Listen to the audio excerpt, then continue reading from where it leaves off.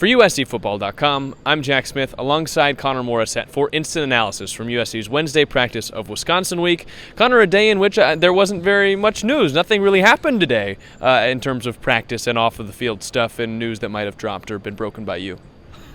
Crazy day. I just did the podcast with Ryan before, and we talked all about Bear Alexander. If you're just joining us here and haven't been following, Bear Alexander intends to redshirt.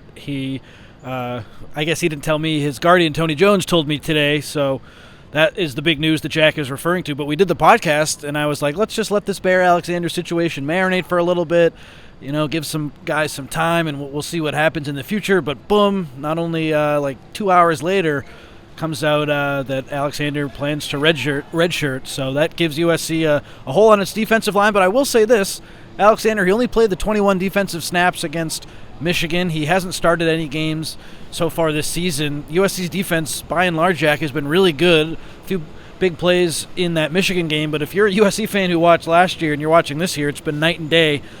They're going to miss Alexander, but it's not like the defense is like last season where they needed him. I think if there is another injury in the middle, you probably do need him, but they can overcome this, I think, to start. We'll see what happens. All things considered, though, tough blow for the Trojans. Could help them culture-wise, potentially. So many different angles to the story.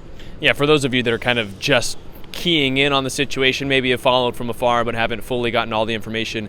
Yesterday, for the third week in a row, Lincoln Riley was asked about a lower snap count for Bear Alexander. It was just 21 snaps against Michigan. We've seen it kind of tail off, especially considering where he was last year, where it felt like USC couldn't afford to not have him on the field with how much better he was on the defensive line than everybody else. And Lincoln Riley said, there's no story there. I don't know why you guys are digging for a story. You guys really want to find something. He's improving. He's getting better in this scheme. There's no story there, and he will continue to play a good part. He played a third of the game against Michigan. Played the last play. He said, look at the tape. Who's on the field for that last play? And Bear Alexander was obviously on the field. So Lincoln Riley seemed to kind of try and shut down any kind of rumor because Bear Alexander and Tony Jones, his guardian, were posting a lot of cryptic messages on Twitter. They were calling out Gavin Meyer, even another defensive tackle. Maybe not so cryptic. Maybe not so cryptic. But Lincoln Riley just shut all of it down, says there's no story there. And less than 24 hours after that, we go to practice. We don't see Bear Alexander. We're looking all around, all the different parts of the field. He's not with the defensive line. We didn't see him come out. And so, eventually get the news that he does intend to redshirt. He told the team, Lincoln Riley, today that he intends on redshirting. And it reminds me a little bit of the Raleek Brown situation last year. The difference was we saw Raleek Brown just playing on the scout team and had to ask Lincoln Riley about it, and he didn't fully get into it, and then eventually he did mention that Raleek planned on redshirting, and then we all assumed he would transfer, and that's what he did to go to Arizona State. This time it just, at least as of one day in, doesn't seem like Bear Alexander is even practicing out there with the team, but does intend to redshirt. We don't know anything right now in terms of what's going to happen in the future, Jack, because you're absolutely right. Last year, Raleek Brown, he played in that first game against San Jose State, didn't like that he was being used as a receiver more than a running back. He redshirts, but he stays with the team. He does the scout team, as you said. And then when USC needed a running back in Week 10, I think, against Washington, he comes in and he plays. I don't foresee that happening with Bear Alexander. The fact that he wasn't practicing today, not a good sign. Again, Brown continued to practice with USC even after he came out and said he was going to redshirt.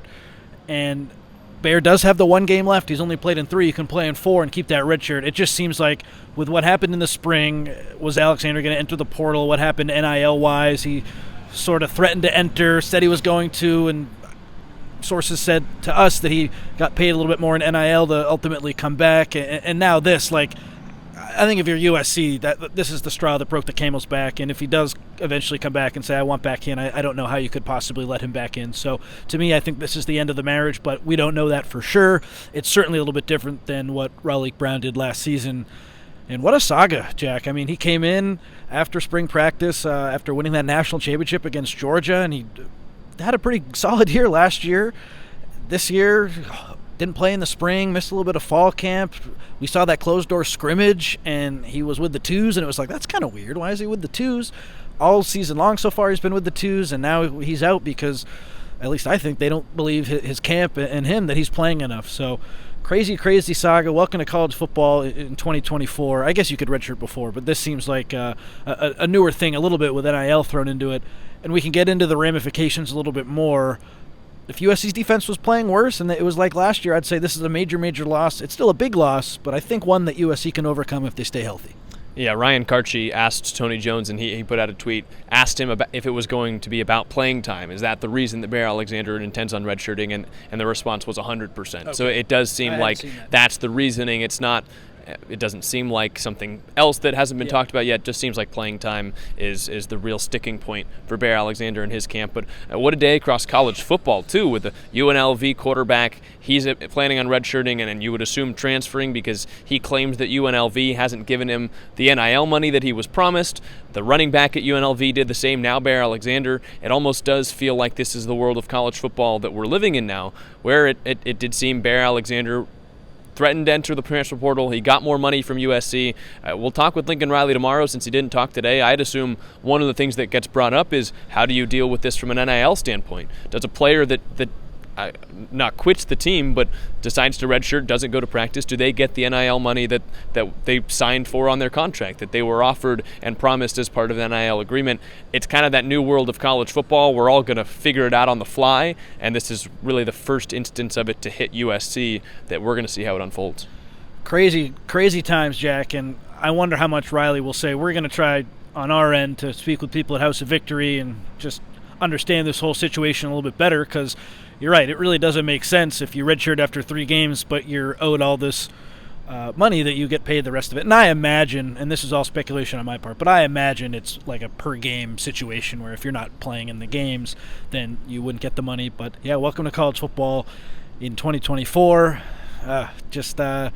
Another day, another crazy thing at USC. I mean, after that Michigan game where it was, it peaked at 10 million viewers, and it was for the second time in USC season the most watched game of the college football weekend. The USC-LSU game was also, I think, the most watched game that first weekend. Like, what an exciting time to be covering USC, and there's a lot of distractions around the team right now, but I still think they have a chance to have a special season, and we're kind of getting away from that a little bit because of this Bear Alexander news, because of the Michigan defeat. This Wisconsin game, I think, is going to tell us a lot when all of a sudden, or maybe after, it was just like a get-right game. Now it's like, okay, you're down your defensive lineman, your offensive line wasn't playing really well. Like, what is Lincoln Riley and his coaching staff? How are they going to get this team to regroup and bounce back? A lot of questions now after there were a few after the Michigan game, but everything's changed in just a matter of a few hours here. Yeah, last year there were kind of questions and veiled comments made about the culture of the team, and they were sent reeling after their first loss of the season. A similar loss at Notre Dame to the one at Michigan, where the offensive line didn't play all that well. The atmosphere kind of took advantage of USC. And we heard all offseason Lincoln Riley saying that they prioritized culture guys. They wanted to bring in guys that wanted to be here. From what we've heard and from, I think, what you're seeing today, Bear Alexander didn't exactly fit that mold. And it feels like this is kind of the one sticking point. This is the one thing that's holding up the culture that Lincoln Riley has been trying to instill, because outside of that, from our observations, from what we've heard from guys talking and coaches talking, everybody else seems to really get along. No one else seems to really have had a complaint yet so far this year. They like the coaches. They like being around each other. No one's come out and said they're complaining about playing time. This was kind of that one thing that was sticking out as a pin in the culture that hadn't really been resolved yet. I feel the exact same way. I mean, we remember before the season, Greedy Vance, who's been at Louisville, who's been at Florida State, he tweeted, I've been at other programs, and I'm paraphrasing it, nothing's ever felt like this before. And I do think all of the additions USC's made in the transfer portal this past offseason do fit that mold.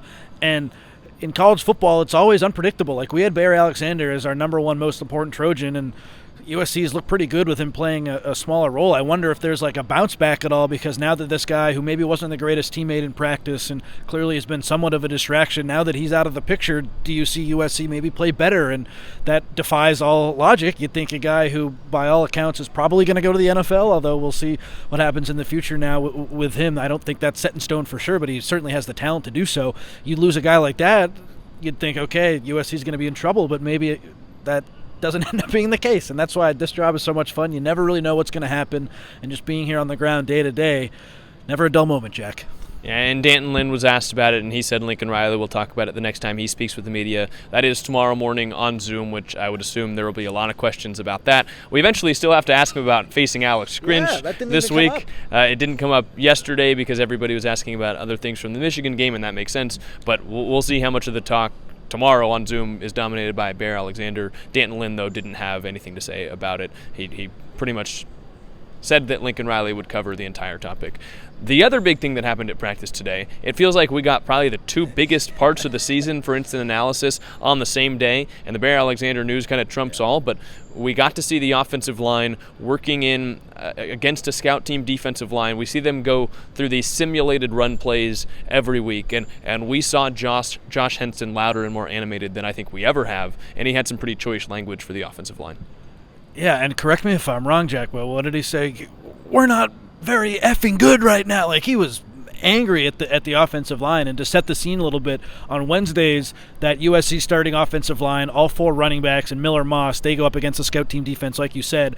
And traditionally, it's been that first team offensive line group, which was Elijah Page, Emmanuel Pregnon, Jonah Monheim, Alani Noah. Sorry, lots going on in my head right now. And then right tackle Mason Murphy. Today, it was the four guys outside of the center, so everything's been the same after Elijah Page, of course, was benched, and so was Alani Noah for some parts of the Michigan game. Those guys were all there with that first-team offensive line, but it was Gino Quinones at center instead of Jonah Monheim. Jonah was out at practice today. He was just watching during this period, but that was certainly something that caught our attention, Jack, because does that maybe lead to Jonah Monheim playing a different position potentially against Wisconsin, and they didn't want that coming out? That's total speculation on my part right now, but that first-team offensive line, during that period of practice, it was always that top group, and Jonah was always the center. Today, it was Gino, and Elijah Page, after he was benched for the first half, or in the second half against Michigan after a poor first half, he's back at left tackle. Alani Noah's back at right guard.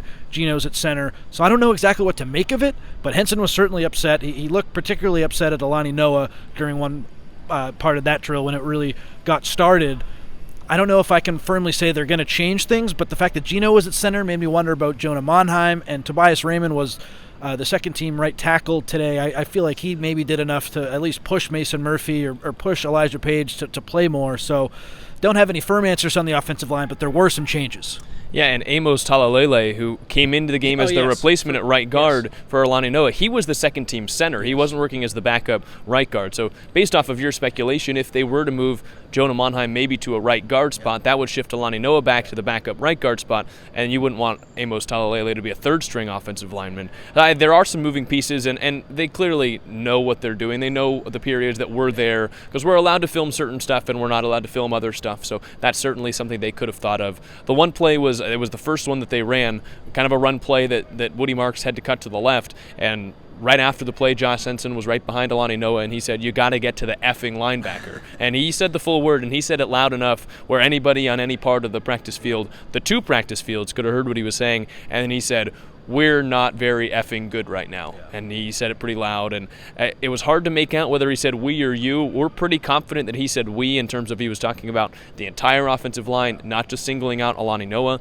but obviously the offensive line was the biggest talking point coming out of the Michigan game. We don't get to talk to position coaches during the week anymore, but Josh Henson kind of gave us his own thoughts simply by manning that drill. And Lincoln Riley was going through the drill as well, and he seemed pretty animated as well about the way he wanted things blocked, and it didn't seem like he was perfectly pleased with the way it was going on the first couple of plays. Which is understandable after what happened in the Big House. What's interesting to me, Jack, about potentially moving Jonah, and again, total speculation on our end, the offensive tackles, I thought, were the biggest problems against Michigan. And Alani Noah wasn't perfect. Thought Emmanuel Pregnon played really well. He only allowed one pressure. Even Jonah Monheim had some issues with Mason Graham, which makes a lot of sense. Graham, a really talented player. But Emmanuel Pregnon was really good in there. Noah had some mistakes. That's why he went out in the first half. But, like, the tackles, those were the eye-popping positions where it's like, oh, those guys are really not looking good. So the fact that you see Elijah Page at left tackle, you see Mason Murphy at right tackle, I don't know. Like, I know Jonah doesn't want to play center because he projects, and now I'm making it sound like he's a diva, and that's not true at all. But, like, aren't they just better off with him at tackle because the tackles have been so bad? So that just pops into my head. we'll see what happens against Wisconsin, because we can only project so much. We can just say what we saw and kind of go from there. I don't think we know at all definitively what the line will look like right now, but there were some changes today. Yeah, and those were kind of the two big things that happened. In terms of talking with players, there wasn't anything huge that popped out. D'Anton Lynn did make one interesting comment. He was asked about players that maybe haven't played a ton through the first 3 games of the season that could see some more playing time going forward, and he singled out 2 guys, specifically Bryson Shaw, who came in a little bit after Akili Arnold got banged up, as well as Zion Branch. Both guys playing strong safety, which Akili Arnold plays, which I guess could be a signal maybe that Akili Arnold might not be able to go in the coming weeks. We haven't seen Akili at practice this week, nor Mekhi Lemon, nor Lake McCree, so yeah, totally that would make sense, Jack, what you said there. And yeah, Shaw is the next man up on the depth chart, so if Arnold can't go, I anticipate him playing a lot. And then Zion Branch, if they play more passing attacks, and it's not like Wisconsin is this great passing attack, but they'll certainly throw up more than Michigan, that'll give Branch an opportunity to play a little bit more. Against a Michigan, I didn't really feel like that was a good spot, especially on the road, to play more guys in the secondary unless you needed to. So now going forward, as teams pass the ball a little bit more, remember Doug Belk and D'Anton Lynn both said we want to get 8 to 10 guys in that defensive backfield rotation. So as the season goes on, I think we'll see a little bit more of Branch in the defensive backfield. So that's something to watch. D'Anton Lynn also talked about, he said the Michigan game, that was the first time we really had to change the game plan and change what we did, made real halftime adjustments. I'm sure they tweaked some things against LSU. Against Utah State, it was probably let's just keep doing what we're doing. But he said today that Michigan game was the first time we really had to change the game plan. And then what happens in that second half? USC comes out and totally shuts down Michigan outside of that last drive. But to hold that group to without a first down until that last drive, that's just D'Anton Lynn for you. He made these adjustments at halftime, and then what happens? They play almost perfect football, and then even with that one mistake, they're still one play away from winning the game. That was reassuring, I think, if you're a USC fan. He saw something he didn't like. He made the changes. They were dominant for every drive but one in that second half. He's a damn good coach. Yeah, I think I heard it compared before the game to playing another season opener where you just don't know what you're going to get from a certain offense, because the Alex Orji-led Michigan offense was so drastically different than facing the Michigan offense with Davis Warren. And I asked him, like, were you surprised at just how few pass attempts they had? And he said, like, we really just didn't know what to expect whatsoever. We didn't have any idea, so we tried to prepare for everything.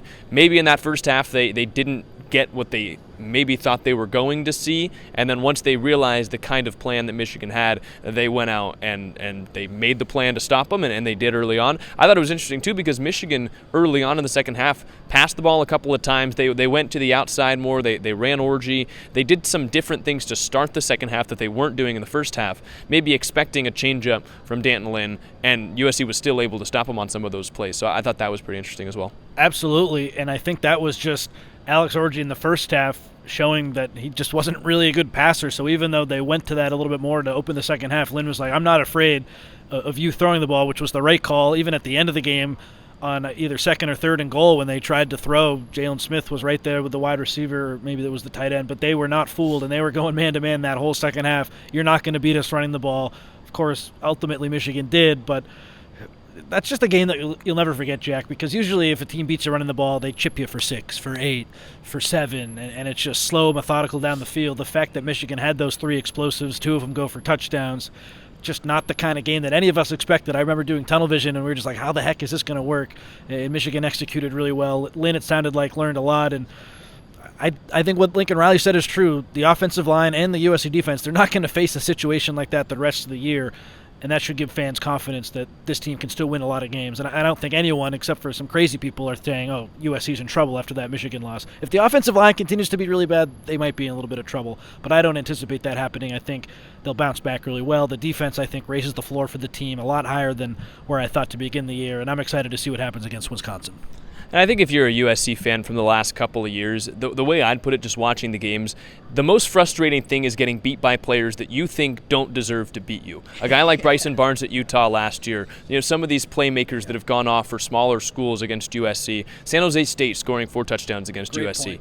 You can get over a loss, especially if it's close on the road, when you're losing to good players. If Kalel Mullings is the one breaking a tackle, he's one of the best running backs in the country, and then he turns it for 63 yards, at least for me, if I was a USC fan, I'd be able to get over that. I wouldn't be able to get over Bryson Barnes rushing for 26 yards to pick up a first down last year or anything like that. LSU, Kyron Lacey's going to make some plays. Harold Perkins might make a play or two. I know he's out for the season now, but you can get over losing to great players, and I think USC did. I mean, Will Johnson jumped it for a pick six. Josiah Stewart, Mason Graham, and Kenneth Grant on the defensive line, they were the ones eating USC's lunch. It wasn't a rotational edge guy that hasn't really done anything in his Michigan career doing that. So I think if you're a USC fan, it's a tough loss to take, and I think it's probably even harder considering how close they were to winning that game. But I think you can find some peace in knowing that the good players, the elite players, the guys that are going to go in the first rounds are the ones that beat you in a close game, not the guys that probably don't deserve to. Great point, totally agree. And with those players doing well against USC, they were still a play away from winning that game, and we're seeing now USC's really good players on defense execute against some really good players on offense. I mean, Mullings, for a lot of those carries, was shut down, and Eric Gentry punches the ball out of Donovan Edwards' hand, so there's still a lot to be excited about. Yeah, we'll see if they can weather this storm a little bit. Obviously, more adversity this week than the first 3 weeks of the season, especially after the bye week, with Bear Alexander leaving, with the offensive line troubles, with kind of the first test of drama, which always pops up during a USC football season. It doesn't seem like there's a regular normal year around here. There's never a dull moment, and we'll see how they can handle that adversity, because they did so well, I thought, in 2022 handling adversity, not so much last year. That could have been a reflection of the culture, and we'll see if this year's culture can bounce back and find a way to get back on track after the loss to Michigan. I think it absolutely can, Jack. This group is really tight-knit. Bear Alexander was not really a part of that equation based on him redshirting today and just stuff that's starting to leak out a little bit here and there from sources. So I think USC can certainly get back on track, and I was skeptical of the culture heading into the season, but through 3 games, it's clear that exists. And Riley, what he said to begin the year is right. The best teams I've been around, the teams that have overachieved, they've really loved each other, and they've contributed to a lot of success as the weeks go on. And so I think USC is in that similar mold. You're a little bit concerned about the depth now in the interior of the defensive line, which makes a lot of sense, but they do have a good culture, and if they keep playing defense the way they've been playing these past 3 games, they can still win a lot of games. Just a jam-packed day today, so thank you guys so much for watching all of Instant Analysis. Make sure you're going to uscfootball.com, reading the articles there. Go to the board, sign up. There's so much going on right now, and watch all the interviews that we posted here on YouTube, stuff that we just couldn't get to on such a busy day today. But thank you guys so much for watching. He's Connor Morrissette. I'm Jack Smith. This has been Instant Analysis. Make sure you're checking out uscfootball.com for more.